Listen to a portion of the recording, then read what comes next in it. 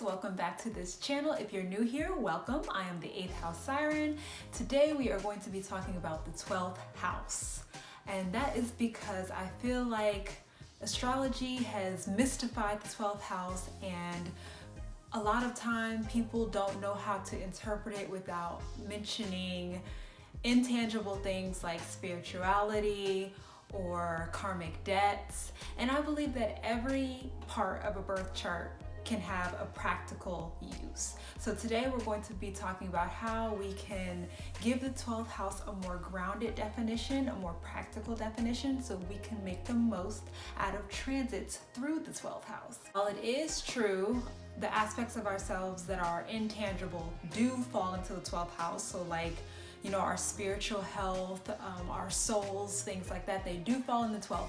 But I want to divert our attention today to the tangible things that fall into the 12th. And we are going to look at those tangible things and then create a more practical definition using those tangible things. You know what I mean? So for example, hospitals, prisons, mental institutions, nursing homes, those are some of the more tangible, more practical things that fall in the 12. Let's dissect each of those things. Let's start with hospitals. What do you do at a hospital? Why do you go to a hospital? You go so that you can heal or so that you can receive treatment. Furthermore, we know that the 12th house is opposite from the 6th house.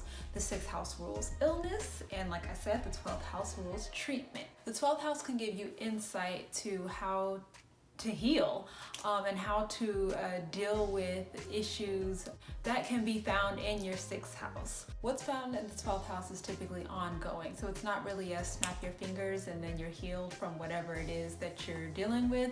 It's sort of like something that you have to be mindful of at all times. So I'm going to give an example. Say you have Libra in your 6th house and you have Aries in your 12th house. Maybe your Libra in your 6th house makes it so that you feel like you can't get anything done unless you're doing it in collaboration with someone else. Or sometimes you may feel like you are reliant on others. And so you may not give yourself enough experience working alone, or you know, maybe you haven't proven to yourself that you can get things done alone. And so with Aries being in your 12th house in this scenario, the way that you are going to heal that part of yourself being so reliant on other people is to go at it solo sometimes.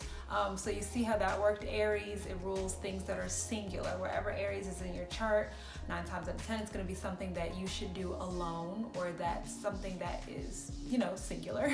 And so that would be the way to combat I don't want to call it an illness, but like the issue that is presented in your 6th house. But we also said that the 12th house rules prisons.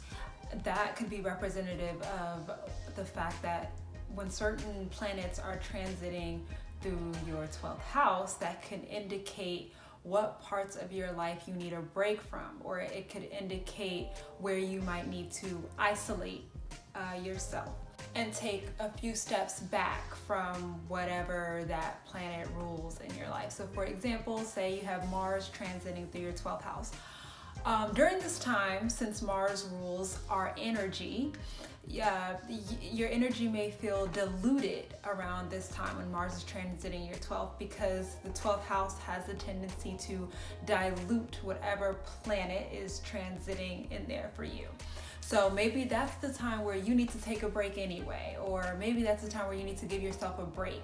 Maybe you have been exerting so much energy that you're actually tired, and this transit brings that to light. You know, you haven't really been paying attention to yourself enough to even know that you're tired, but when Mars gets into that 12th house, it's like an eye-opener. Venus transiting your 12th. If you're out dating, you know, maybe that's the time for you to take a few steps back and evaluate like the dates that you've been going on, or the people that you've been talking to. Like, do you actually like them? Why are you dating? Are you dating just because like you're bored or you don't want to be lonely? You know what I mean? So it's just a time to step back. So pay attention to transits, what planets are transiting through your 12th, so kind of know what you need to take a break from, or can give you insight to what you need to take a break from.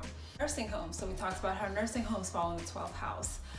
That could be representative of how the 12th house could let us know when it's time for things to end or when it's time for things to slow down. So this is typically indicated by slower moving planets, so Uranus, Pluto, Saturn. Typically in the beginning of the transit, that is kind of when you kind of reach some sort of epiphany or something happens that kind of lets you know, okay, maybe this part of my life needs to like either be cut off or like slowed down or whatever. And then the duration of the transit is kind of the process of you ending things, or the process of you slowing that thing down. Generally, if you don't end it yourself, then by the end of the transit, it will either end on its own, or by the time the planet moves out of the 12th house, you'll have untied ends that you'll have to deal with for a long period of time. So again, you want to pay attention to 12th house transits because you don't want to hold on to dead ends. It's like when you need a trim and you're holding on to the dead ends of your hair, and then the split ends just keep splitting up and up and up and up until you wake up one day and your hair is looking crusty. That is how it is when a slower moving planet is transiting your 12th house. So I hope this was helpful. I hope this provided a more grounded and useful definition of the 12th house. If you have any questions, of course, drop them down in the comments. If you like this video, go ahead and give it a like. If you think you're gonna like this channel, go ahead and subscribe. I am the 8th house Siren, and I will see you next time. Bye.